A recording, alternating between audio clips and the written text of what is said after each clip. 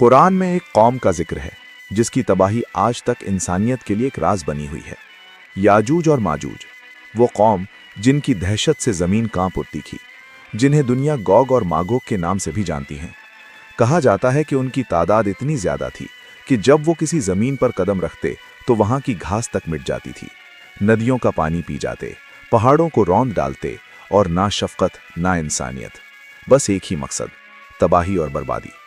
एक वक्त ऐसा आया जब लोगों ने अल्लाह से रो रो कर दुआ की, ऐ हमारे रब, हमें इनसे निजात दिला, इन दरिंदों से हमें बचा ले। तो अल्लाह ने अपनी रहमत से एक नेक और ताकतवर बादशाह को उठाया जिसका नाम था जुल्करनैन। वो शख्स जिन्हें अल्लाह ने इल्म, ताकत और रहमत तीनों से नवाजा था।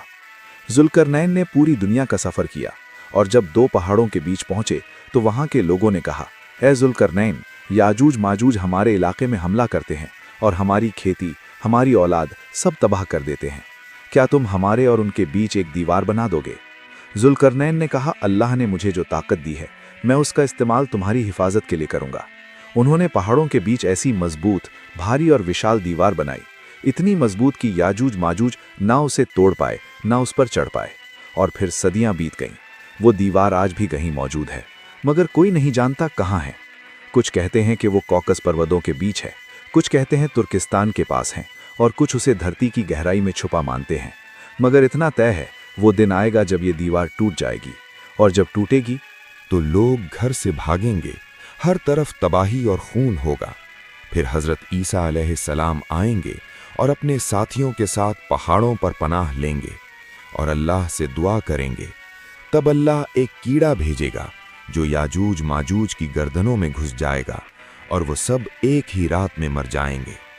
सुबह जब सूरज निकलेगा, धरती लाशों से भर चुकी होगी, उनकी बदबू से हवा तक सड़ जाएगी। तब अल्लाह परिंदों को भेजेगा जो उनकी लाशों को उठा ले जाएंगे। फिर एक तेज बारिश होगी जो पूरी जमीन को धो डालेगी। हवा साफ हो जाएगी और जमीन फिर से हरियाली से भर जाएगी। याजूज माजूज का ये वाक़या क़यामत की बड़ी निशानियों में से एक है और ये याद दिलाता है कि चाहे कोई कितना भी ताकतवर क्यों ना हो, अल्लाह की कुदरत के आगे सब कमज़ोर हैं।